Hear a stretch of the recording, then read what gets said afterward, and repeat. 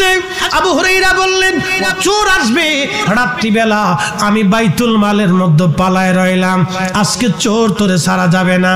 আমি পালাই রইছি, ঠিক এমন সময় দেখলাম ওই চোরটা আবার ধীরে ধীরে ধীরে ধীরে এসে বাইতুল মালের গমের মধ্যে হাত দিয়েছে গম চুরি করার জন্য। পিছন দিক থেকে জাপটে ধরে শক্ত করে ধরে বললাম চোর আজকে আবার আসছিস, তোকে আজকে ছেড়ে দেব না, ধরে নিয়ে যাব নবীর দরবারে, তোকে নিয়ে যাব। কালকে একবার আমার বাহানা দিয়েছিস, আজকে তোরে ছাড়া যাবে না রে চোর, তুই আজকে আবার আসছিস। চোর এবার কেঁদে দিয়ে বলল আবু হুরায়রা রে আমারে মাফ করে দাও, আমার বাচ্চারা না খেয়ে রইছে, বাচ্চারা ক্ষুধার কারণে কান্না করতেছে, এই জন্য আমার বড় দয়া হচ্ছে রে আবু হুরায়রা, আমার সন্তানরা না খাওয়া, আমারে কষ্ট দিও না, আমার বাচ্চারা ক্ষুধার্ত, আজকে তুমি আমার ছেড়ে দাও, আমি আর কোনোদিন আসবো না। আবু হুরায়রা বললেন ওই রাত্রিবেলাও আমার বড় মায়া লেগে গেল। প্রিয় উপস্থিতি খুবই মনোযোগ দিয়ে শুনে রাখবেন, হযরত আবু হুরায়রার মনে বিরাট বড় মায়া লাগলো, চোর ছেড়ে দিয়েছে। আবার ফজরের আজান দিল, আসসালাতু খায়রুম মিনান নাওম।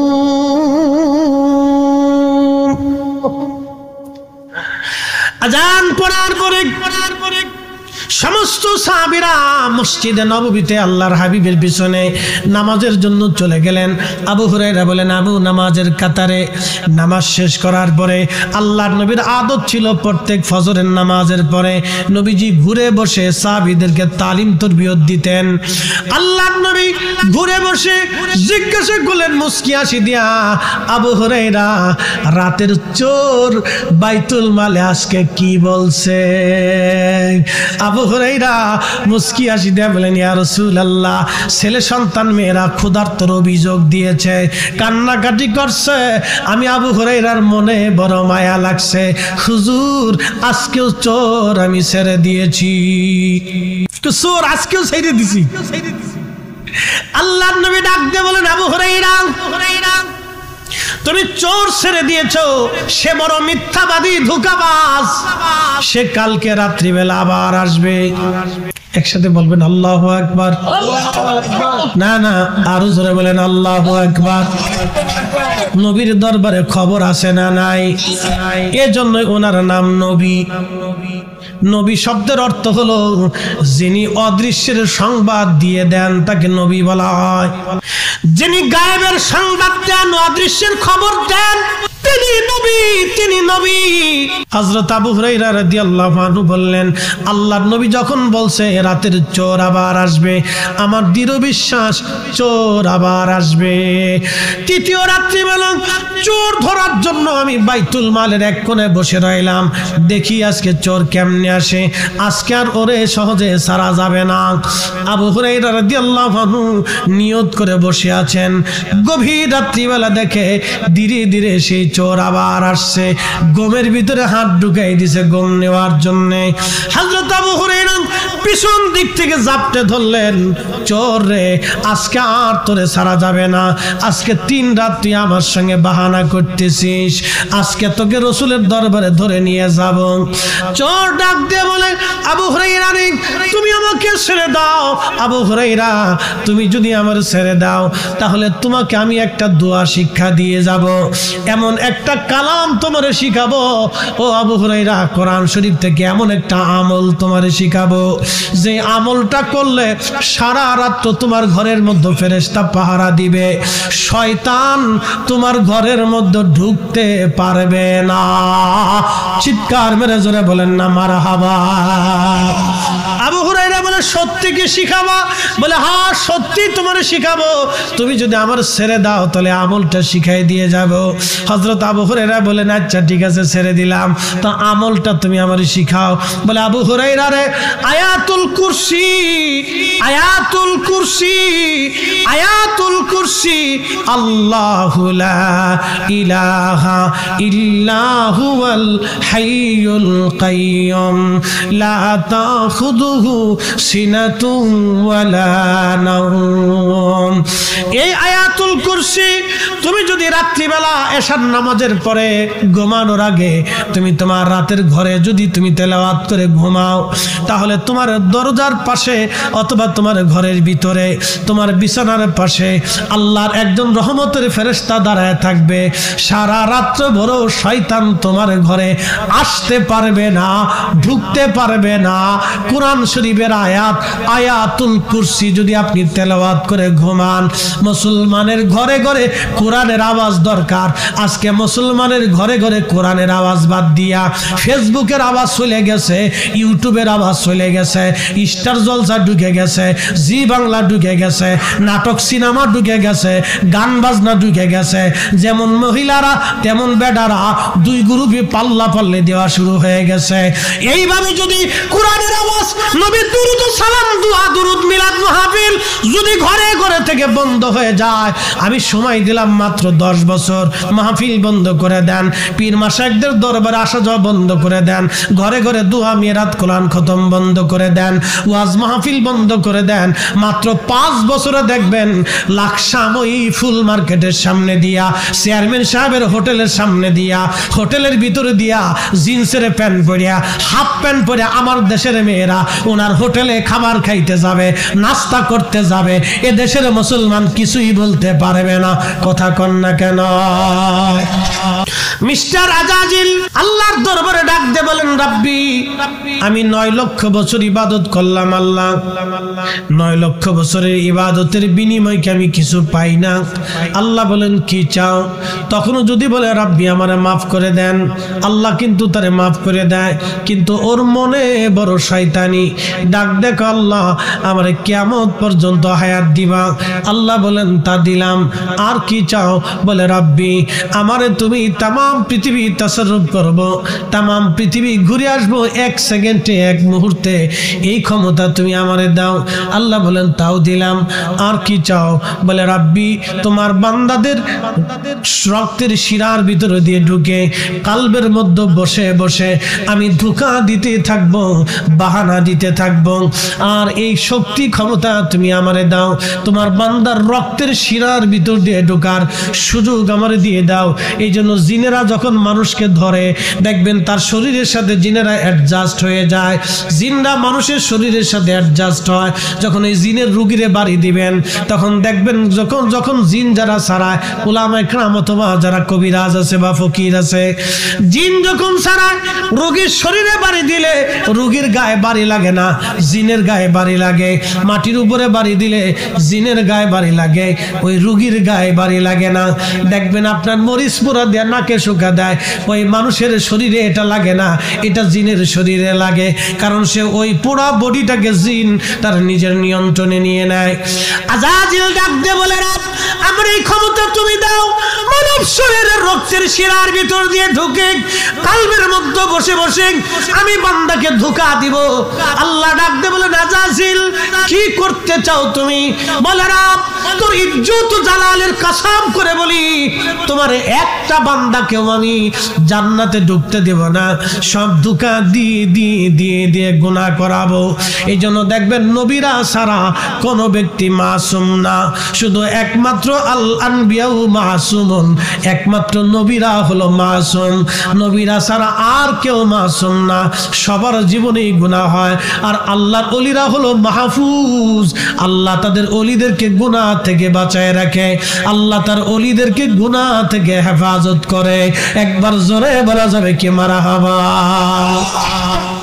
শয়তান ডাক দিয়ে বলে, রাব্বি তোর বান্দাদেরকে গুনাহ করে করে জাহান্নামী বানাবো, একটাকেও জান্নাতে ঢুকতে দেব না।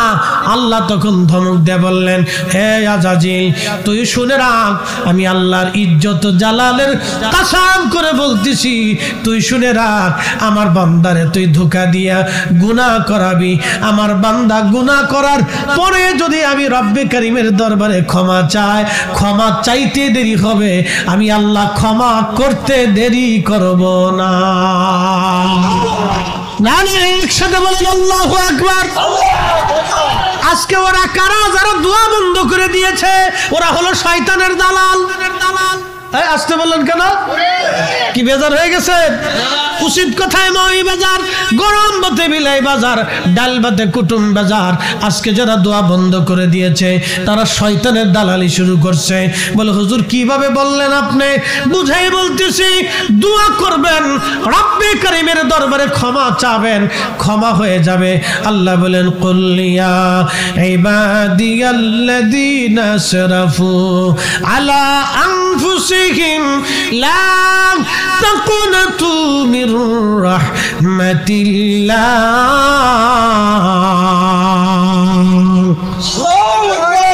হাবিব আপনি আমার উম্মত, আমার বান্দাদেরকে বলে দেন, হে আমার বান্দারা, তোমরা তোমাদের নফসের সাথে যতই জুলুম করো, কবিরা গুনাহ যতই তোমরা করো, চিন্তার কোনো কারণ নাই, ভয়ের কোনো কারণ নাই। তোমরা আমি আল্লাহর রহমত থেকে তুমি নিরাশ হয়ো না। আল্লাহ বলেন তোমার জীবনের সমস্ত গুনাহগুলিকে আমি রব্বে কারীম ক্ষমা করে দিব, মাফ করে দিব। একবার জোরে বলা যাবে কি সুবহানাল্লাহ? তাহলে আপনারা বলেন দোয়া কি চলবে না বন্ধ হবে? না না, একসাথে বলেন চলবে না বন্ধ হবে? দোয়ার দরকার আছে না নাই?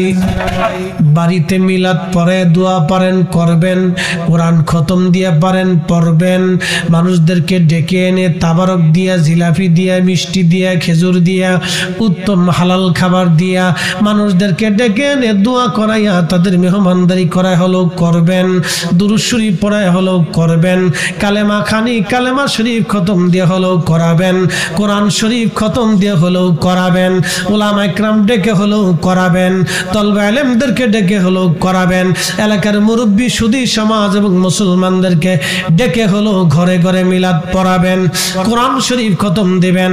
বলে হুজুর কারণ কি? বলে দিয়ে যায়, আল্লাহর কালামের উপরে পৃথিবীতে কারো কালাম হতে পারে না। নবীর দুরুদের শব্দের চাইতে এত সুন্দর শব্দ পৃথিবীতে কোনো শব্দ হতে পারে না। কি কথা কর না কেন? ঠিক কিনা? আল্লাহর কোরআনের চাইতে দামি কথা আছে? একসাথে বলেন আছে? এত দামি শব্দ পৃথিবীতে আর আছে? এটা মুসলমানের ঘরে ঘরেও হওয়া উচিত। এই যে সূরা বাকারা, সর্বপ্রথম যে সূরাটা আছে বাকারা, আজকে বলে দিয়ে যায়, কারো ঘরে যদি জিনের উৎপাত থাকে, জিনেরা দুষ্টামি করে, শয়তানের উৎপাত থাকে, দেখবেন অনেক বাড়িতে জিনের আসর থাকে, মাঝে মধ্যে নানান ডিস্টার্ব করে, মেয়েদের উত্ত্যক্ত করে, বাচ্চাদের ক্ষতি করতে চাই। সূরা বাকারা প্রত্যেকদিন রাত্রিবেলা সকালবেলা যদি আপনি তেলাওয়াত করেন, আপনার ঘরে জিন ভূত প্রেত খারাপ দুষ্ট শয়তান সব আপনার ঘর থেকে একবারে পালায়া যাবে, আর আসবে না। চিৎকার মেরে জোরে বলেন আল্লাহু আকবার। কোরআনের আওয়াজ ঘরে দরকার আছে? জোরে বলেন আছে? তো যারা কোরআন খতম বাড়িতে দিলে বেদাতের ফতোয়া দেয়, ও কোন তো কোথা থেকে আসছে? ও কোন জগৎ থেকে আসলে উনি হঠাৎ করে? আল্লাহ রাসূল বলেছেন, এই সূরা বাকারার তাফসীরের ভিতর আছে, সহিহ মুসলিমে আল্লাহর নবী বলেছেন, উম্মত তোমরা ঘরকে কবর বানায়ো না, ঘরের ভিতর কোরআন তেলাওয়াত করো, ঘরের ভিতর কিছু নফল নামাজ পড়ো, ঘরের ভিতর কিছু সুন্নত তেলাওয়াত করো, ঘরের ভিতর জিকিরের শব্দ দাও, ঘরকে কবর বানায়ো না, বাড়িরে কবর বানায়ো না। এইজন্য আগের মুসলমানরাই ঠিক ছিল, বাড়িতে ঘরেতে মিলাদ দিত, দুরূদ হতো, কোরআন হতো, জিকির হতো, আজও চলবে, কিয়ামত পর্যন্ত চলবে। হাত উঁচা করে বলেন ঠিক না বেঠে?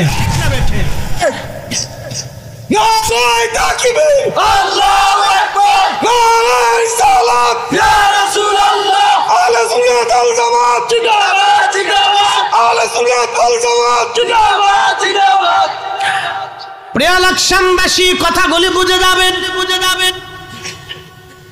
আল্লাহর কালামের মতো এত সুন্দর শব্দ, এত চমৎকার কথা কারো কথা হতে পারে না।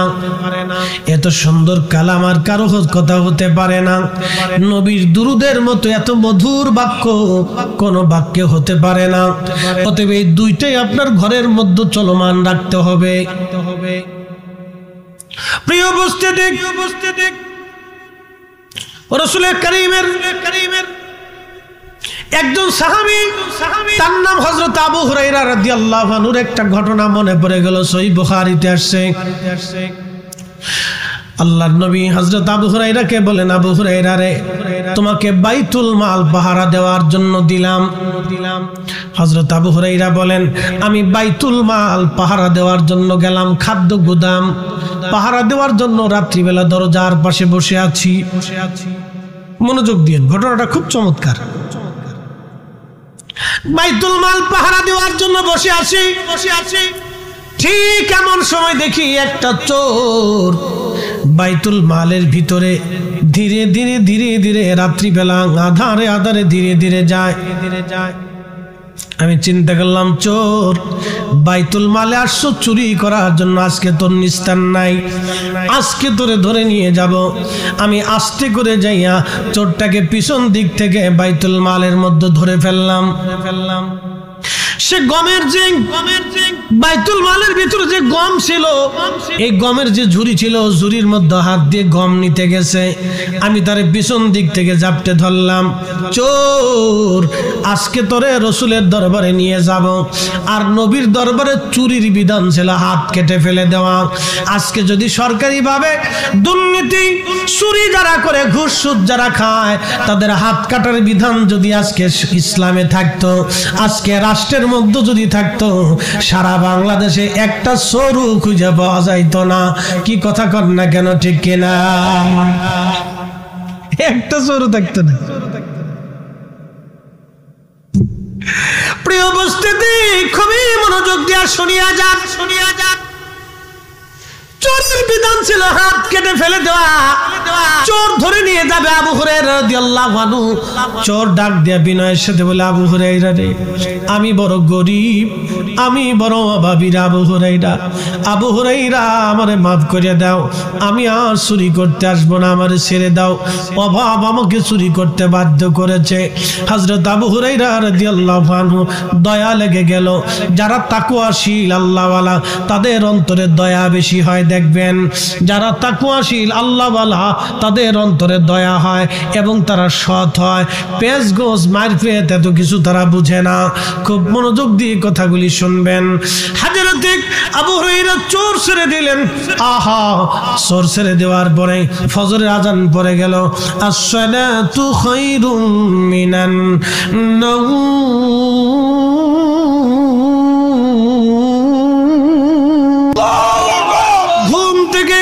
নামাজ ভালো, ঘুম থেকে নামাজ ভালো।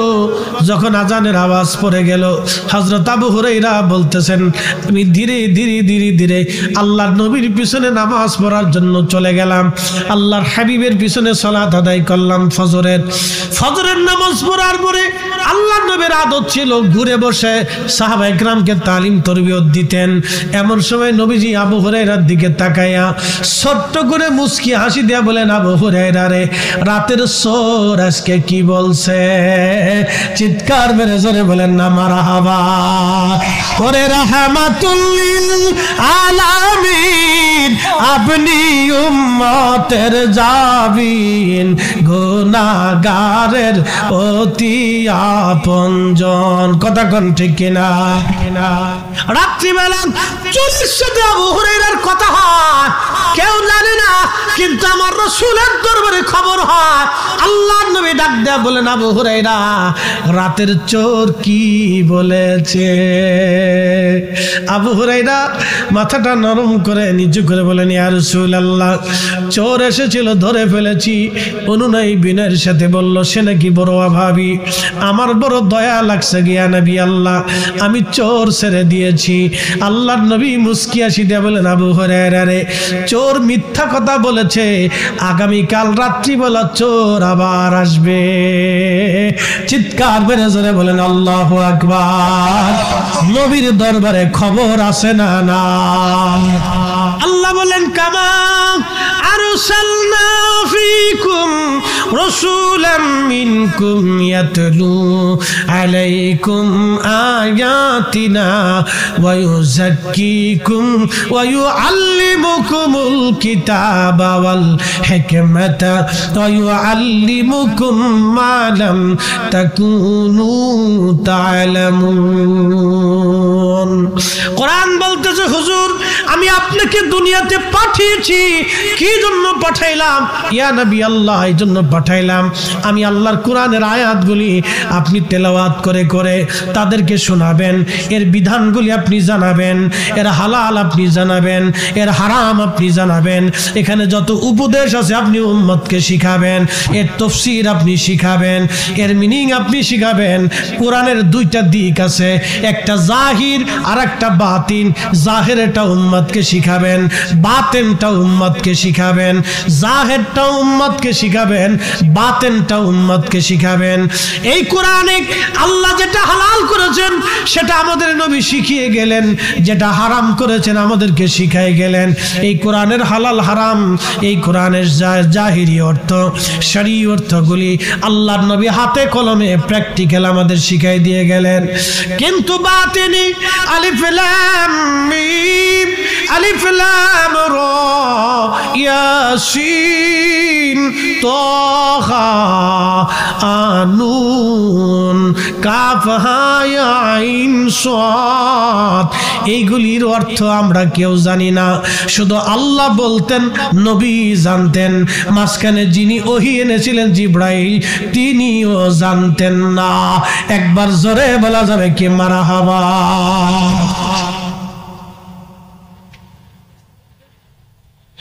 এই কোরআনের জাহির এবং বাতিন।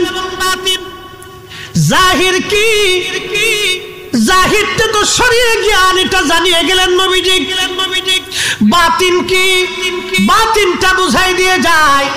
হযরত ওমর খুতবা দিচ্ছেন মদিনায় দাঁড়ায়া, ঠিক এমন সময় এই যে পার্সিয়ান, বর্তমান ইরান, নেহানদের যুদ্ধের ময়দানে 200 মাইল দূর বিরাট বড় পারস্য বাহিনীর সামনে, রোম সৈন্য, বিরাট বড় ও সৈন্য বাহিনীর সামনে সাহাবীরা বিপদগ্রস্ত হয়ে গেলেন। হযরত ওমর খুতবা দেন। খুতবার সময় হযরত ওমরের কালবের দরওয়াজা খুলে গেল। খুলে যাবার সঙ্গে সঙ্গে হযরত ওমর দেখলেন নেহবানদের যুদ্ধের ময়দানে মুসলমান বিপদগ্রস্ত হয়ে গেছে। ঠিক তখনই মদিনার থেকে হযরত ওমর একটা আওয়াজ দিলেন, ইয়া সারিয়া আল জাবাল, আল জাবাল, হে সারিয়া, হে সেনাপতি, পাহাড় পাহাড় পাহাড়, তুমি পাহাড়ের দিকে তাকাও, পাহাড়ে তুমি আশ্রয় নাও। সারিয়া সেনাপতি বলতেছেন, আমি দেখলাম পার্শ্ববর্তী বিরাট বড় পাহাড়, আমি আমার সৈন্যবাহিনীকে পাহাড়ের দিকে মার্চ করাইলাম, মুভ করাই দিলাম। সমস্ত সৈন্যরা পাহাড়ে আশ্রয় নিল। কাফের সৈন্যবাহিনীর আক্রমণ থেকে মুসলমানরা বেঁচে গেল। ওই দিন মুসলমানদের বিজয় হয়ে গেল। মুসলমানদের বিজয় হয়েছে তো বটে, কিন্তু হযরত ওমর খুতবা দিলেন মদিনায়, আওয়াজ চলে গেল 200 মাইল দূরে। হযরত ওমর মদিনায়, ঘটনা ঘটে 200 মাইল দূরে। দুনিয়ার কেউ দেখলো না। ওই সময় অনেক সাহাবী সামনে বসে আছে, কোন সাহাবীর চোখে রাজারে পড়লো না, কোন সাহাবীর রাডারে ধরা পড়লো না, কিন্তু খলিফাতুল মুসলিমিন ওমরের রাডারে সেটা ধরা পড়ে গেল। এই যে শরঈ বিদ্যার পাশাপাশি হাকিকি বিদ্যা, এই বিদ্যাটা হযরত ওমর আল্লাহর নবীর কদম থেকে শিখেছিলেন।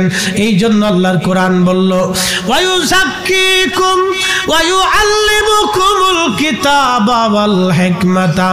ও নবী, আপনি উম্মতকে পবিত্র বানাবেন, ওয়ায়ুযাক্কিকুম, উম্মতরে পাক বানাবেন। কয়েকদিন আগে আমাদের বাংলাদেশের একজন শাইখুল হাদিস তামিরুল মিল্লাত মাদ্রাসার একজন মুহাদ্দিসের বক্তব্য শুনলাম, আল্লাহ তাকে হেদায়েত করুক। সে বলতেছে এইভাবে, ওয়াজাদাকা দাল্লান ফাহাদা। হে নবী, আপনি কোরআন নাজিল হওয়ার আগে আপনি হেদায়েত প্রাপ্ত ছিলেন না, আপনি অনবহিত ছিলেন, হেদায়েতের পথে আপনি কিছুই জানতেন না, আমি আল্লাহ আপনাকে হেদায়েত দিয়েছি। দেখেন নবীজিকে তিনি বুঝাইতে চান, হে নবী, 40 বছর আগে আপনি হেদায়েত ছিলেন না, 40 বছর পরে কোরআন নাজিল হওয়ার পরে আপনি হেদায়েত পাইছেন।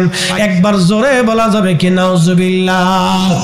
আল্লাহর কোরআন বলতেছে, ওয়ায়ুযাক্কিকুম, আপনাকে পবিত্র বানানোর জন্য পাঠিয়েছি। কথাটা আপনাদেরকে বুঝে যাওয়া লাগবে, কথাটা শুনে যাওয়া লাগবে, শিখে যাওয়া লাগবে। ওয়ায়ুযাক্কিকুম, আপনি উম্মতকে পবিত্র বানাবেন। আচ্ছা আপনারা বলেন, বোতলের মধ্যে পানি থাকে, এই বোতলের মধ্যে পানি আছে, টিউবওয়েলের মধ্যে পানি আছে, অথবা এক বদনা এক লুটা পানি আপনি নিয়েছেন ওযু করার জন্য।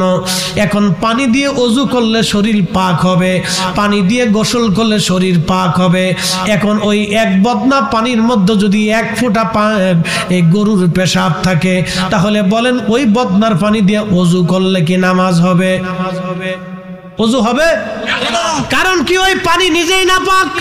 পানি কি নাপাক? কথা বলেন না কেন? পানি কি নাপাক? নাপাক পানি দিয়ে আপনি পাক হতে পারবেন না। আল্লাহ বলেন ওয়ায়ুযাক্কিকুম, নবী আপনারে পবিত্র বানানোর জন্য দুনিয়াতে পাঠিয়েছি, উম্মতকে পবিত্র বানাবেন আপনি।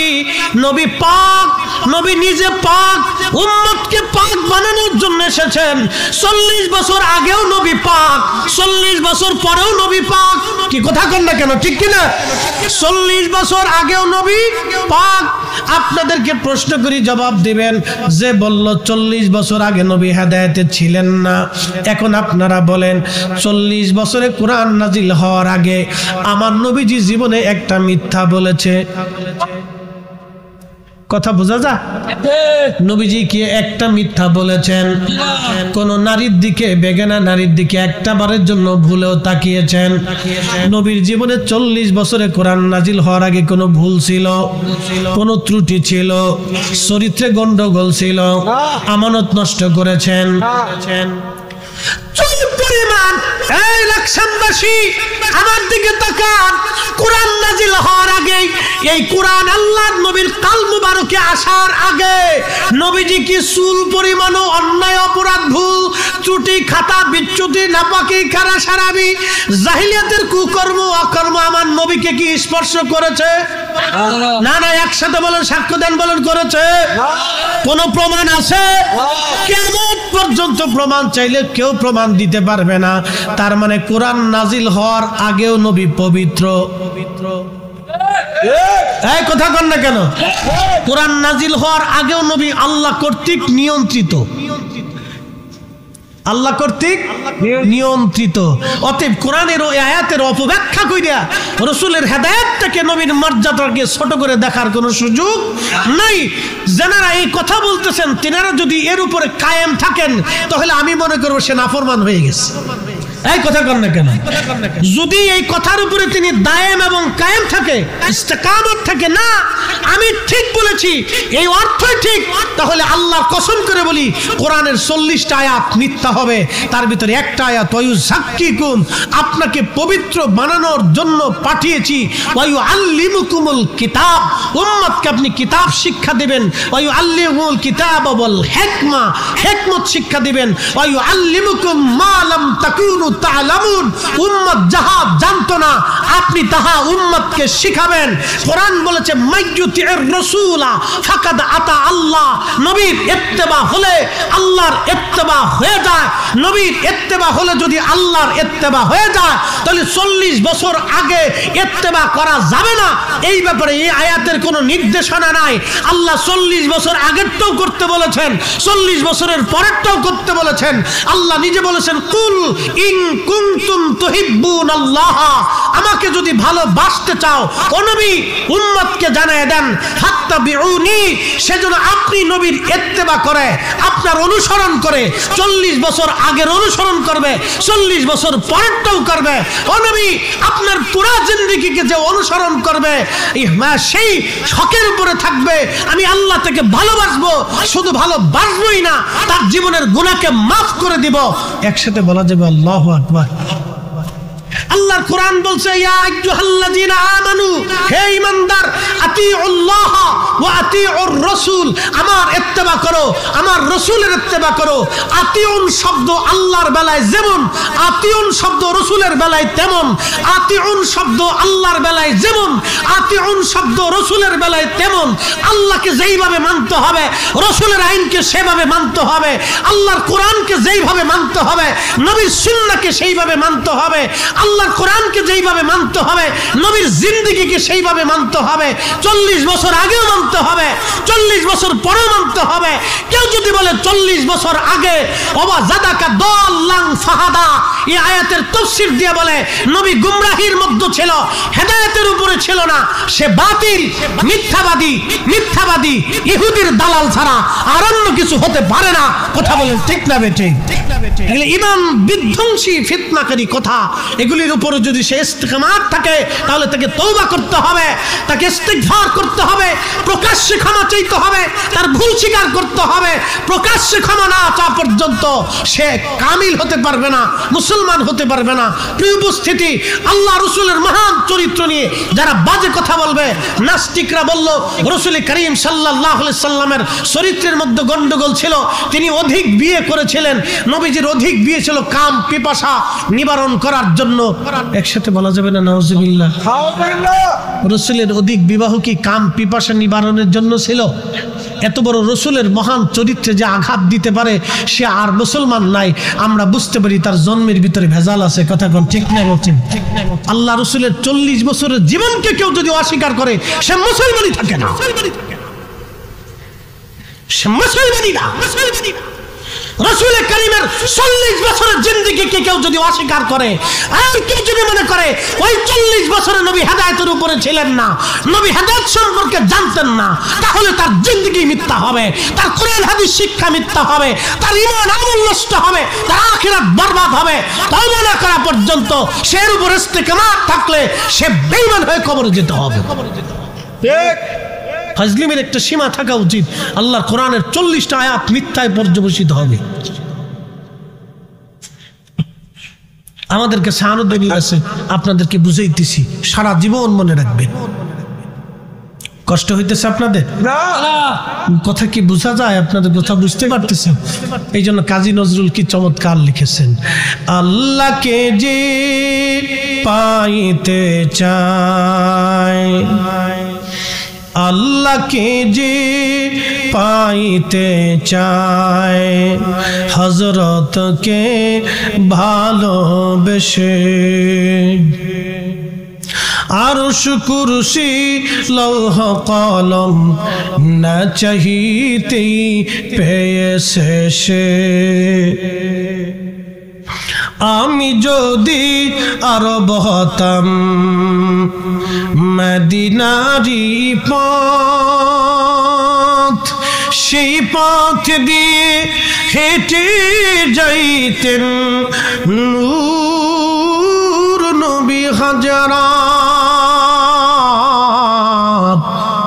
নূর নবী হাজারাত। একবার জোরে বলা যাবে কি মারহাবা?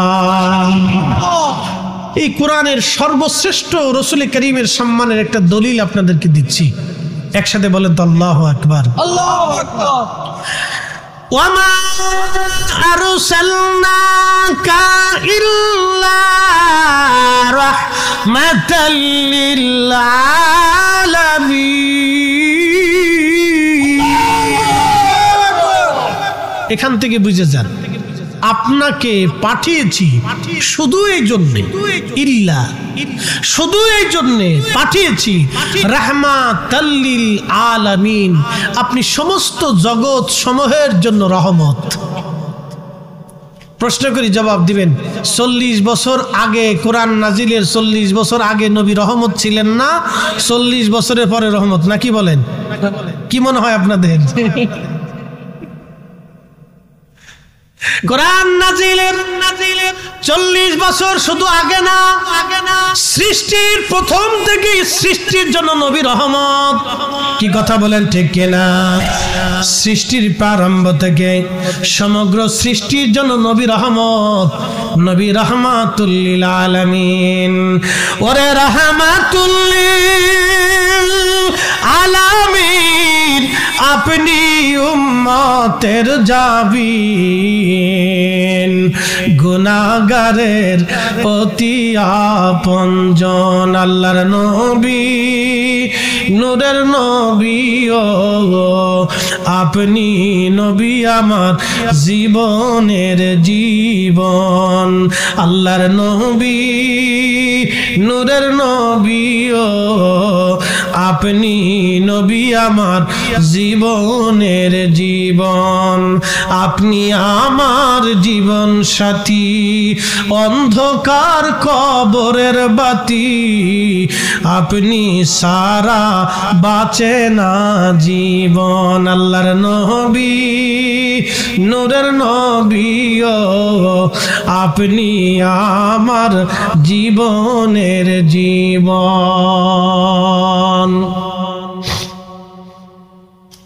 হযরত আবু হুরায়রা বলেন, নবীজি বলেছেন কালকে রাত্রিবেলা চোর আবার আসবে। আমার অন্তরে একেবারে পরিপূর্ণ ইয়াকিন এসে গেল, নবী মিথ্যা বলতে পারে না, নবী কখনো মিথ্যা বলেন নাই, নবীর কথাটাই সত্য। কালকে চোর আবার আসবে বাইতুল মালে চুরি করার জন্য। আমি চোরটাকে মজবুত করে ধরার জন্য বাইতুল মালে এক কোনায় লুকায় রইলাম, কারণ আল্লাহর হাবিব বলেছে চোর আসবে। আমি 100% শিওর এবং পিওর কালকে রাত আবার চোর আসবে, এটা রাসূলের ইলম। এই জন্য সাহাবীদেরকে আল্লাহর নবী কোনো বিষয়ে যদি প্রশ্ন করতেন, এটা এতই মাশহুর এবং মুতাওয়াতির পর্যায়ের সনদ, আমি এর সনদ বলে বলে শেষ করতে পারবো না। সোয়া লক্ষ সাহাবী, একজন দুইজন না, সোয়া লক্ষ সাহাবীর আকীদা বিশ্বাস ছিল নবীজি কোন বিষয়ে আসমানে, জমিনে, আখিরাতে, কবরে, হাসরে, মিজানে, ফুলসিরাতে, জান্নাতে, অতীতে, বর্তমানে, রূহে, রেহেমে, জেসেমে, জড়জগতে, নূরের জগতে, সৃষ্টির প্রথমে, আদিতে, অন্ততে, শুরুতে, শেষে, মাঝে কোন বিষয়ে আল্লাহর নবী হাজেরে গায়েবে, হাজেরে গায়েবে। কোন বিষয়ে আল্লাহর নবী যদি সাহাবীদেরকে প্রশ্ন করতেন, সাহাবীরা চমৎকার এক ভদ্রচিত জবাব দিতেন, আল্লাহু ওয়া রাসূলুহু আলাম, আল্লাহ এবং আল্লাহর নবী ভালো জানে। আল্লাহ জানে, নবী জানে, আল্লাহ জানে, নবী জানে। এটা এত পরিমাণে মুতাওয়াতির পর্যায়ের হাদিস, মশহুর, এত সনদে আসছে যে সনদ গুনে গুনে শেষ করা আমার পক্ষে সম্ভব না। সোয়া লক্ষ সাহাবী আকীদা ছিল, বিশ্বাস ছিল, একটা কথা তারা বলতেন, আল্লাহু ওয়া রাসূলুহু আলাম, আল্লাহ জানে, আল্লাহর নবী ভালো জানে। আল্লাহর পরেই যিনি জানতেন তিনি নবী, আল্লাহর পরেই যিনি জানেন তিনি নবী। আর আমরা যদি বলি নবী জানেন, আল্লাহ জানেন, নবী জানেন, কিছু ভাইরা আমাদেরকে শিরিকের ব্যাখ্যা দিবে, বেদাতের তবকা দিবে, মাজার কুজরির খেতাব দিবে, বেদাতির তবকা দিয়ে আমাদেরকে হাই চেষ্টা করবে। তুমি আমারে বেদাতি বানাইতে পারো, সাহাবীদেরকে বেদাতি বানাইতে পারবা না। আমারে মাজার পূজারি বলতে পারো, সাহাবীদেরকে পড়তে পারবা না। আমারে তুমি ওই ভণ্ড বলে গালি দিতে পারো, কিন্তু সাহাবীরা পারবা না। সোয়া লক্ষ সাহাবী যেইভাবে বিশ্বাস করতেন হাজরে গায়েবে, আল্লাহু ওয়া রাসূলুহু আলাম, আল্লাহ জানে, নবী জানে। আমরা সুন্নিরা মানি আল্লাহ জানে, নবী জানে। কি কথা বলেন ঠিক কিনা? আল্লাহ জানে, নবী জানে, আল্লাহু রাসূলুহু আলাম, আল্লাহ জানে, নবী জানে, আল্লাহ জানে, নবী জানে। এটা আমাদের আকীদা না, সোয়া লক্ষ সাহাবীর আকীদা ছিল। হযরত আবু হুরায়রা রাদিয়াল্লাহু তাআলা আনহু তিনি ডাক দিয়ে বলতেছেন, আমি চোরকে ছেড়ে দিলাম। ওই ফজিলত জানার পরে আমি চোর ছেড়ে দিলাম। মসজিদে নববীতে আযান পড়ে গেল, আসসালাতু খায়রুম মিনান নাওম,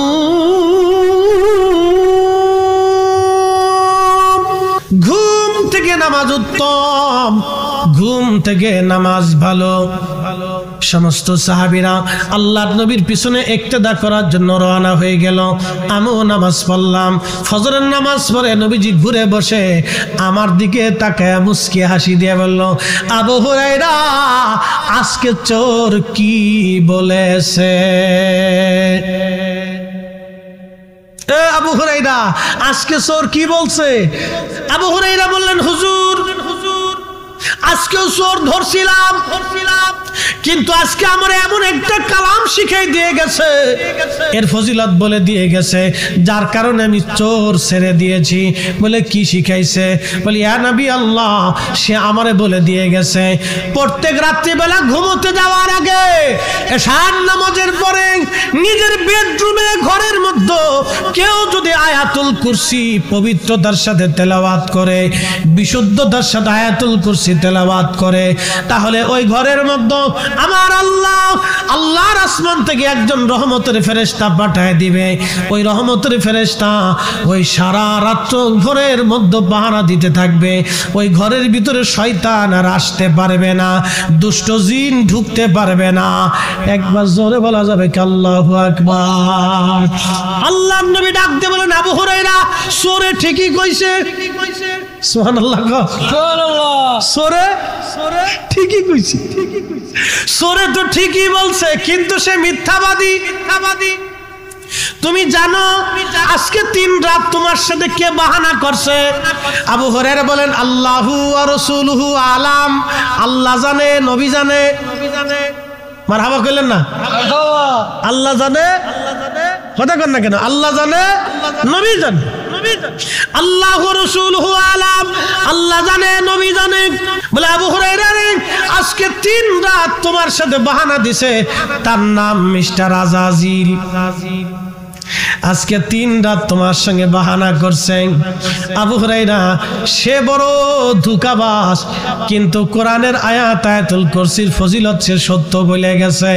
আমি নবী নিজেও বললাম, এই আয়াতুল কুরসি রাত্রিবেলা এশার নামাজের পরে কেউ যদি তেলাওয়াত করে ঘুমায়, আল্লাহর পক্ষ থেকে রহমতের ফেরেশতা তার ওই ঘরটাকে সারা রাত্র পাহারা দিবে। দুষ্ট জিন শয়তান ওই ঘরের মধ্যে ঢুকতে পারবে না। তাহলে মুসলমানের ঘরে কোরআনের আওয়াজ দরকার আছে না? না, বলেন আছে না? বেশি বেশি করবেন, মেয়েদেরকে কোরআন পড়াবেন, ছেলেদেরকে কোরআন শিখাবেন, হাতে ধইরে ঘাড়ে ধইরে বসে হলো কোরআন শিখিত। কারণ শরীরে যদি ডায়াবেটিস একবার আসে, তার জীবনের 50% শেষ হয়ে যায়, যৌবন শেষ হয়ে যায়, শক্তিমত্তা শেষ হয়ে যায়, চোখের আলো কমে আসে, কানের শক্তি কমে যায়, জবানের পাওয়ার কমে আসে, পেটের ক্ষুধার পাওয়ার কমে যায়, শরীরের হাত পার কর্মক্ষমতা কমে যায়, ব্রেনের স্মৃতিশক্তি তার কমতে থাকে, এক এক করে প্রত্যেকটা পার্শ্বপাতি তার দুর্বল হতে থাকে। যদি একবার ডায়াবেটিস আছে, এটা দুনিয়ার ভিতরে এক ধরনের আল্লাহর পক্ষ থেকে আযাব। কারণ একবার যদি হার্ট স্ট্রোক হয়ে যায়, একবার যদি সে স্ট্রোক করে, তাহলে তার জীবনের 80% শেষ হয়ে যায়। কারণ একবার স্ট্রোক করার পরে তার আর কিছু থাকে না, জোরে কথা বলতে পারে না, জোরে দৌড়াইতে পারে না, বেশি ভারী কাজ সে করতে পারে না, বেছে গুছে খাবার খেতে হয়। একবার হার্ট স্ট্রোক করলে তার জীবনের 80% শেষ হয়ে যায়। যদি সে যৌবনে স্ট্রোক করে, তাহলে ধীরে ধীরে দেখবেন তার স্ত্রী তাকে ছেড়ে চলে যাবে, সন্তানরা পছন্দ করে না, গ্রামবাসী ভাবে সে দুর্বল হয়ে গেছে, তার আর আজকে ক্ষমতা নাই, জোরে কথা বলতে পারে না, চিল্লাইতে পারে না, জোরে দৌড়াইতে পারে না, কঠিন কাজ শেয়ার করতে পারে না। এটাও আল্লাহর পক্ষ থেকে আযাব, এটাও আল্লাহর পক্ষ থেকে গজব। কথা বলেন ঠিক কিনা? একবার যদি কারো ব্রেন স্ট্রোক করে, মিস্টার আজাজিল তো চিনেন আপনারা, জীবনে সাক্ষাৎ টাকাত হয়েছে কিনা? মানুষ শয়তানের সাথে সাক্ষাৎ হয়েছে। বলে হুজুর মানুষ শয়তান কিরা? যে বেটা ঘুষ খায়, যে বেটা সুদ খায়, এটা হলো মানুষ শয়তান। যে বেটা ক্লিকবাজি করে, এটা হলো মানুষ শয়তান। কি ঠিক আসতে কইলেন? ক্লিকবাজি বুঝছেন নি? ক্লিকবাজি করে সমাজে ভেজাল বাঁধায়, পরিবারে ভেজাল বাঁধায়, স্বামী স্ত্রী ঝগড়া বাঁধায়, মা পুত্রের অশান্তি বাঁধায়, ভাই ভাই জঞ্জাল বাঁধায়, বন্ধু বন্ধু ভেজাল বাঁধায়, প্রতিবেশী প্রতিবেশী ঝগড়া বাঁধায়, গ্রামে গ্রামে অশান্তি বাঁধায়, গ্রামে গ্রামে যুদ্ধ বাঁধাই দেয়। এরা হলো ক্লিকবাজ। এই দুনিয়ার শয়তান যদি দেখতে চান, তো ক্লিকবাজের চেহারা দেখলে বুঝবেন এটা হলো আজাজিলের খালাতো ভাই। এই কাজগুলি করবে, এটা আমাদের জন্য গুরুত্বপূর্ণ। ফতোয়া মাইরিয়ে মাইরিয়ে আজকে মুসলমানের 12টা বাজায় নিচ্ছে, খালি ফতোয়া ফতোয়া ফতোয়া মেরিয়ে দেব। এক একজন এসে এক এক রুলসে, এক এক সিস্টেমে খালি নিজের ক্রেডিট বজাইতেছে। এগুলি কি রে ভাই? আমার দিকে তাকান, ওয়াজ আমার শেষ, কথা আর বাড়াবো না। মুসিবত আমাদের দেশে চেপে আসতেছে যত দিন যাচ্ছে। শোনেন, নারী সমাজ যদি বেপর্দা হয়ে যায়, এর চাইতে মহামারী পৃথিবীতে আর কিছু নাই।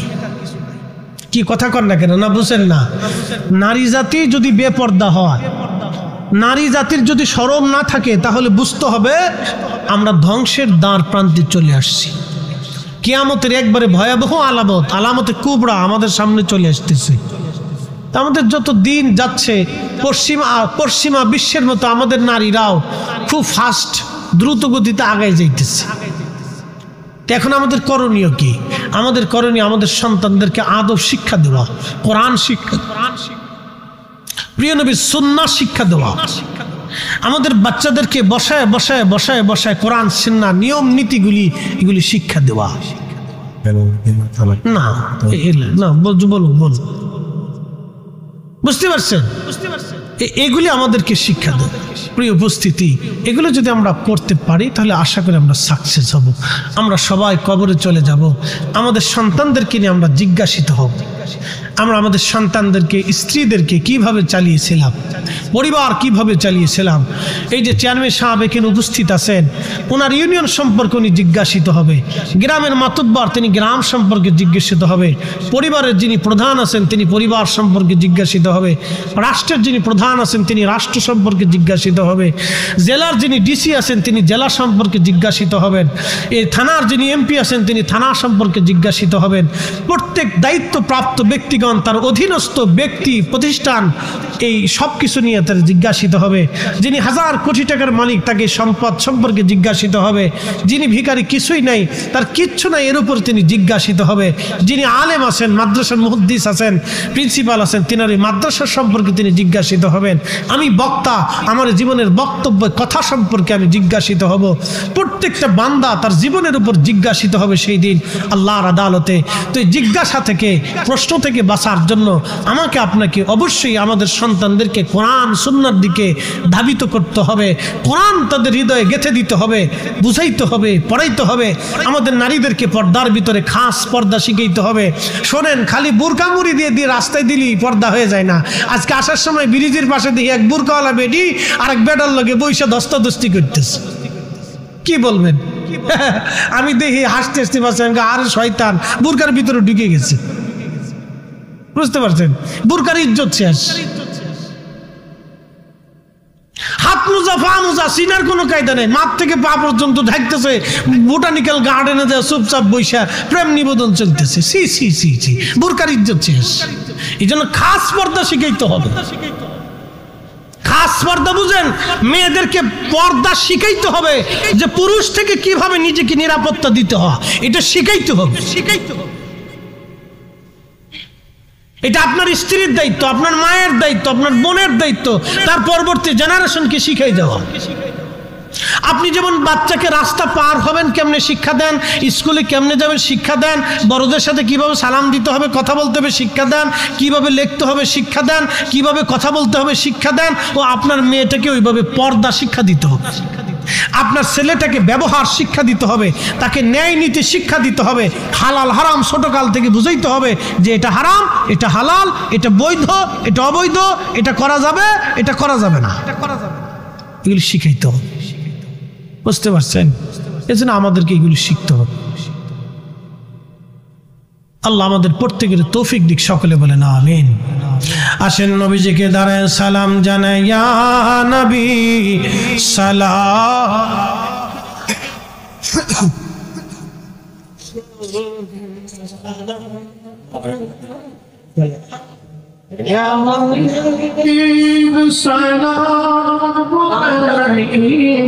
কি গরমের গরম, আপনি যত লুঙ্গি উপরে উঠান গরম তো ঠান্ডা বানানোর কোনো সুযোগ নাই। আবার আল্লাহ দয়া করে বৃষ্টি দিয়ে আবার সারা বাংলাদেশ ঠান্ডা বানাই দিছে। কথা কোন ঠিক কিনা? ঠিক কিনা? তাহলে এই অপরিসীম ক্ষমতার মালিককে, এই দয়ার মালিককে, তাহলে ইবাদত হবে কার? জিকির হবে কার? আইন মানব কার? আল্লাহ যাহা আদেশ করছেন তাহা মেনে চলবো, যাহা নিষেধ করছেন তাহা ছেড়ে দিব। কথা বলেন ঠিক না বেঠে? ঠিক না বেঠে? যদি না দেই তাহলে কি হবে?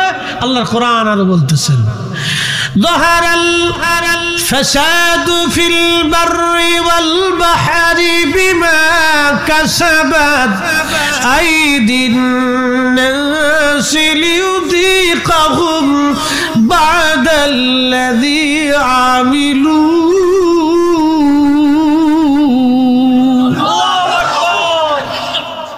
জলে এবং স্থলে বিপর্যয় মুসিবত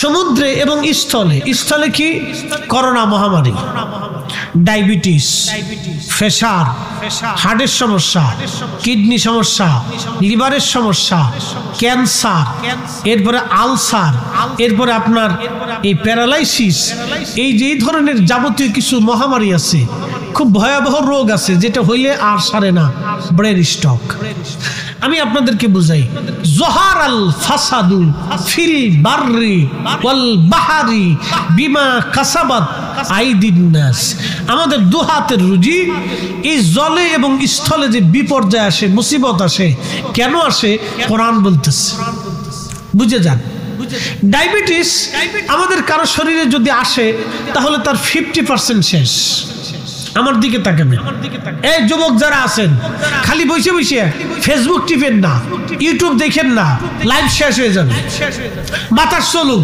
একসাথে বলেন আল্লাহু আকবার নারে তাকবীর নারে রিসালাত আহলে সুন্নাত ওয়াল জামাত কোরআন সুন্নাহর আলো বাতাস কার আমরা কার জমিন কার বাতাস কি বাংলাদেশের আইনে না আল্লাহর আইনে বাংলাদেশ বাতাস কি সরকারের আইনে না আল্লাহর আইনে বাতাস কি আবহাওয়া অধিদপ্তরের অধীনে না আল্লাহর অধীনে বাতাস কি এই আপনার কি বলে প্রাকৃতিক মন্ত্রী যে আছে এদের কি মন্ত্রণালয় কয় দুর্যোগ ও প্রতিরক্ষা মন্ত্রণালয় না কি বলে দুর্যোগ মন্ত্রণালয় তাহলে বাতাস কি বৃষ্টি কি বন্যা কি সাইক্লোন কি তুফান কি দুর্যোগ মন্ত্রণালয়ের অধীনে না আল্লাহর অধীনে আমরা কার অধীনে সূর্য কার অধীনে তাহলে আল্লাহর আইন মেনে চলতে হবে কথা কোন ঠিক কিনা এই জন্য বেশি বেশি সুদ খাওয়ার দরকার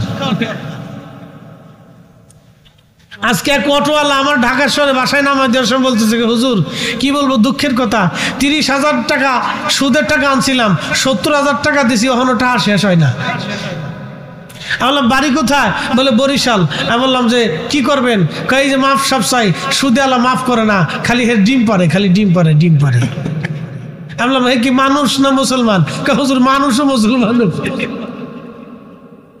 চিন্তা করতে পারছেন 30,000 টাকা আনছে 70,000 টাকা দিছে তারপরও টাকা শেষ হয় না এরপরও 40,000 টাকা দাবি করছে আমি বললাম আর কি করবেন মাফ সব চান চেয়ারম্যান মেম্বার ধরিয়া কান্নাকাটি করে দেখেন এই বেটার কাছ থেকে ছুটতে পারেন কিনা এ দুনিয়ার গজব করোনা মহামারী সেই তো ভয়াবহ কি কথা কন না ঠিক কিনা